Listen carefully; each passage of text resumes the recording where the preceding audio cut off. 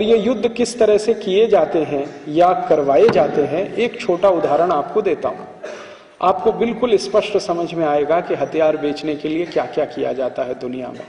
1989 में 1979 में अमेरिका का एक अखबार है, उसका नाम है वॉशिंगटन पोस्ट। उसमें एक न्यूज आई, खबर आई जुलाई के महीने में, 16 तारीख को, 16 जुलाई 1989 को, 16 जुलाई 1979 को अमेरिका का बहुत बड़े पैमाने पर बिकने वाला अखबार वॉशिंगटन पोस्ट, उसके फ्रंट पेज पे मुख्य पृष्ठ पे एक खबर छपी।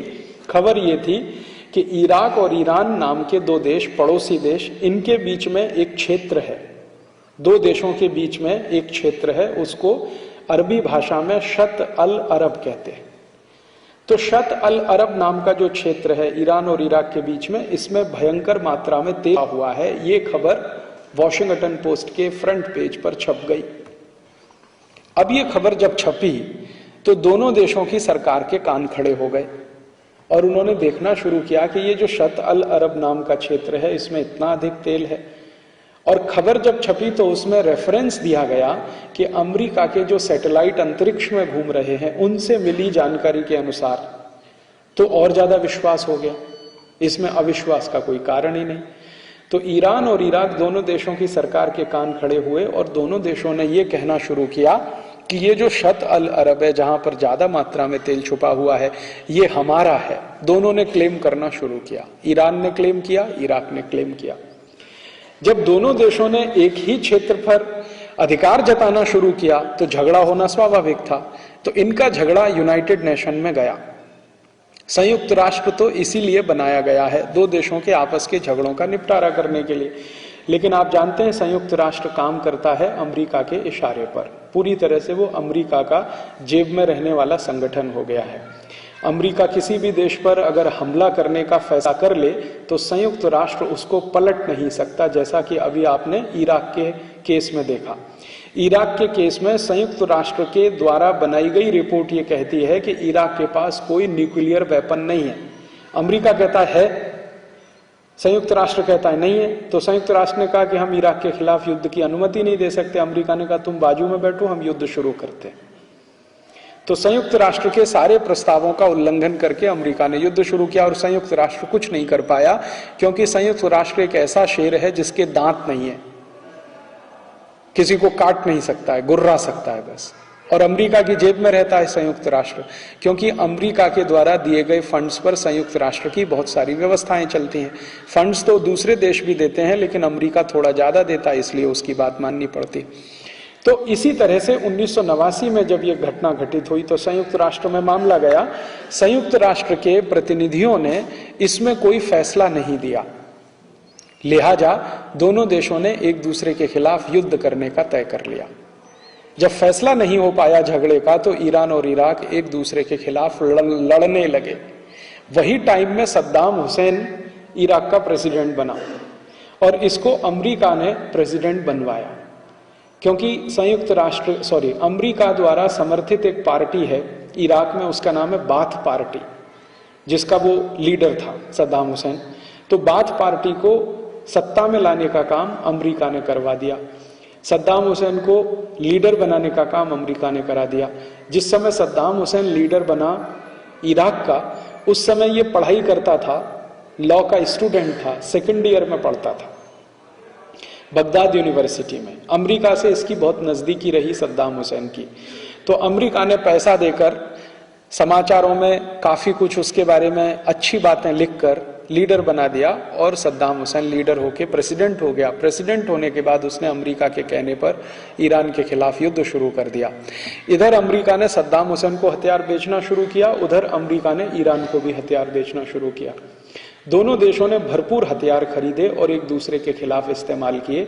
10 साल तक यह युद्ध होता रहा ईरान और इराक का। लाखों लोग इसमें मारे गए और हजारों करोड़ डॉलर के हथियार इसमें खर्च हो गए। 10 साल के बाद फिर क्या हुआ, जब अमेरिका की कंपनियों ने भरपूर हथियार बेच लिए और उनके सारे खजाने खाली हो गए, गोडाउन्स खाली हो गए, तब अमेरिका ने दोनों देशों से कहा कि अब शांति वार्ता करो। 10 साल तक युद्ध कराया, फिर कहा अब शांति वार्ता करो। तो शांति वार्ता कराने के लिए एक विशेष सत्र बुलाया गया यूनाइटेड नेशन का। उसमें दोनों देशों को साथ बिठाया गया और उनको ये कहा गया कि अगर आपके इस क्षेत्र में तेल है तो तेल की खोज कर लो, मिलेगा तो आधा आधा बांट लो। है ना, कितना सरल है। लेकिन 10 साल के बाद जब युद्ध हो गया, हथियार बिक गए, सब कुछ हो गया, खजाने खाली हो गए, तो दोनों देशों को साथ बिठाकर कहा गया कि भाई तेल है तो खोज लो, मिले तो आधा आधा बांट लो, इसमें परेशानी क्या। अब दोनों ही देशों ने यह कहा कि हम तेल की खोज करें तो हमारे पास उतनी इन्वेस्टमेंट की कैपेसिटी नहीं है, क्योंकि हथियार खरीदने में सारे पैसे खर्च हो गए दोनों देशों के, जितना भी रिजर्व था जाना पूरा खाली हो गया, पैसा तो सब अमेरिका पहुंच गया। तो दोनों देशों को अमेरिका ने कहा अच्छा ठीक है, आपके पास पैसे नहीं है, पैसे हम लगा देते हैं, राइट्स हमको दे दो। तो अमेरिकी कंपनियों को वहां तेल खोजने का पूरा अधिकार मिल गया। अमेरिकी कंपनियों ने उस इलाके में तेल खोजना शुरू किया। 2 साल के बाद अमेरिकी कंपनियों ने कहा कि इस इलाके में कोई तेल नहीं है। अब देखिए, इस इलाके में कोई तेल नहीं है, तो दोनों देश खामोश होकर शांत बैठ गए। 10 साल पहले ये खबर आई थी वॉशिंगटन पोस्ट में कि इसमें भरपूर तेल है। तो इन लोगों ने शिकायत किया वॉशिंगटन पोस्ट के खिलाफ। जब वॉशिंगटन पोस्ट के खिलाफ शिकायत हुआ तो वॉशिंगटन पोस्ट के एडिटर ने क्षमा मांग लिया कि भाई गलत खबर छप गई, माफ कर दीजिए हमको। और अमेरिका ने उसकी पैरवी कर दिया कि हाँ माफ कर दीजिए, कभी गलत खबर छप जाती है। तो कहा गया कि ये खबर तो सैटेलाइट के माध्यम से आई थी, तो सैटेलाइट भी गलती कर सकता है, मशीन है ना, मशीन तो गलती कर ही सकती है, आदमी कर सकता है, आदमी मशीन बनाता है तो मशीन भी गलती कर सकती है।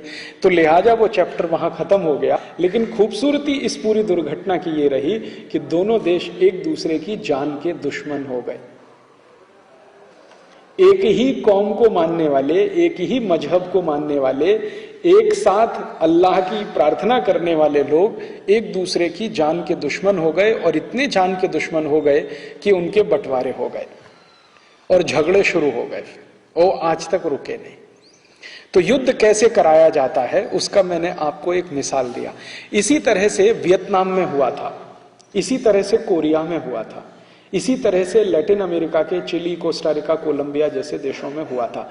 तो दुनिया के छोटे छोटे ऐसे देशों में जहां पर सरल प्रकृति के लोग रहते हैं, जिनकी प्रकृति बहुत सहज और सरल होने की होती है, उन देशों के नेताओं को बरगलाकर, अधिकारियों को खरीदकर, लोगों का दिमाग बदल के कैसे युद्ध के लिए तैयार किया जाता है, उसके लिए पिछले 50 साल से, 55 साल से, 57 साल से, जब से माने 1945 से बहुत बड़ा प्रयास यूरोप और अमेरिका के द्वारा हो रहा है।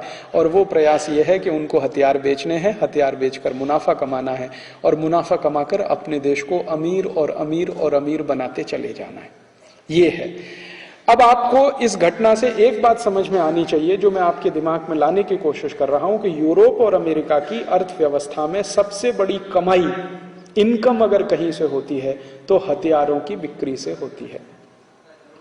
हथियारों की बिक्री यूरोप और अमेरिका के देशों का सबसे बड़ा धंधा है। अगर हथियारों की बिक्री सबसे बड़े पैमाने पर ये करते हैं तो शांति कैसे स्थापित हो सकती है, जरा सोचिए। जितने ज्यादा हथियार बिकेंगे उतने ज्यादा अशांति होने की संभावना है, जितने ज्यादा बम बनेंगे उतने ज्यादा युद्ध होने की संभावना है। तो मजे की बात यह है कि यूरोप और अमेरिका के देश सबसे ज्यादा हथियार बेचते हैं और सबसे ज्यादा दुनिया में शांति की बात करते हैं।